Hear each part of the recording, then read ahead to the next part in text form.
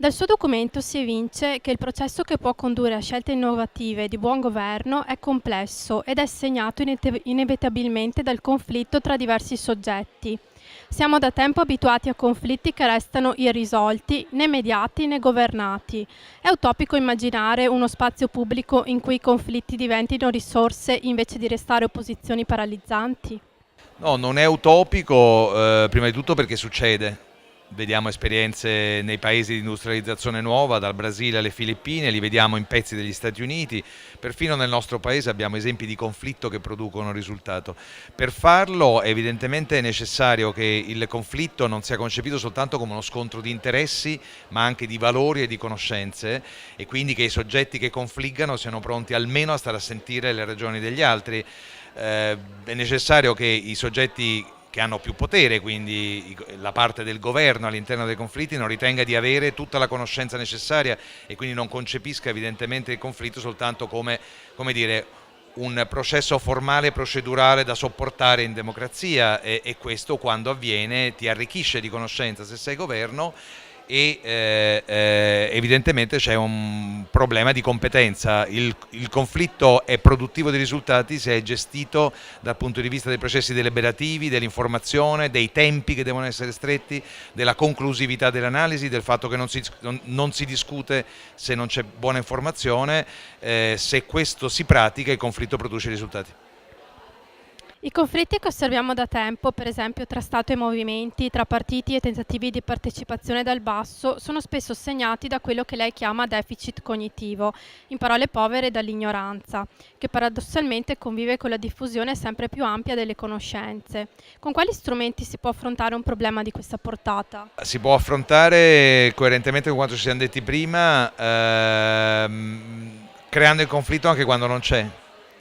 Cioè comprendendo, se tu fai una riforma del mercato del lavoro, se tu devi risolvere a Prato il problema difficilissimo di conciliare il lavoro con la sicurezza dei lavoratori, che non ne vieni a capo avendo tu da qualche parte, che si tratti di Firenze o di Roma o di Bruxelles, la conoscenza per farlo, ma che devi attivare un conflitto all'interno di quel territorio. E poi devi formare. Dobbiamo ritornare a un'idea di pedagogia o di autoformazione. Abbiamo immaginato, siamo formati a scuola ma non siamo formati a governare conflitto. Con gli strumenti della formazione e della costruzione di uno spazio di pubblico dibattito aperto, noi possiamo costruire una soluzione, un modo per costruire soluzioni innovative.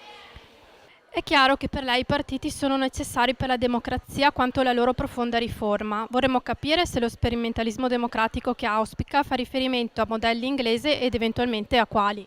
Devo dire che l'Inghilterra da questo punto di vista ci ha regalato un pezzo importante dello spazio pubblico aperto, che è la costruzione di indicatori, la capacità di misurare, buone statistiche e processi valutativi, e tuttavia li ha messi al servizio di un modo di governare sbagliato, un modo di governare tecnocratico, nella quale c'è qualcuno da Whitehall, da Londra, che ha deciso quali sono gli indicatori con cui valutare, ed in cui siamo così convinti che quello sia il modo di giudicare, che leghiamo delle sanzioni automatiche a una scuola che non raggiunge quegli indicatori o a un ospedale che non li raggiunge.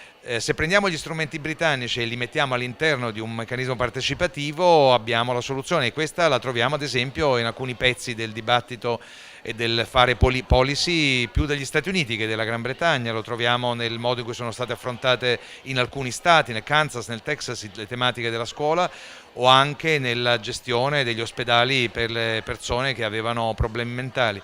O lo troviamo nel modo in cui il Brasile, che citavo prima, ha affrontato la tematica della povertà, o lo troviamo nel modo in cui i villaggi del Messico per un certo periodo, di Oaxaca o delle Filippine, impadronendosi loro dell'agenda pubblica, hanno deciso quali fossero le priorità che dovevano affrontare e hanno deciso di misurare l'efficacia degli interventi di policy per giudicarne e per modificarli.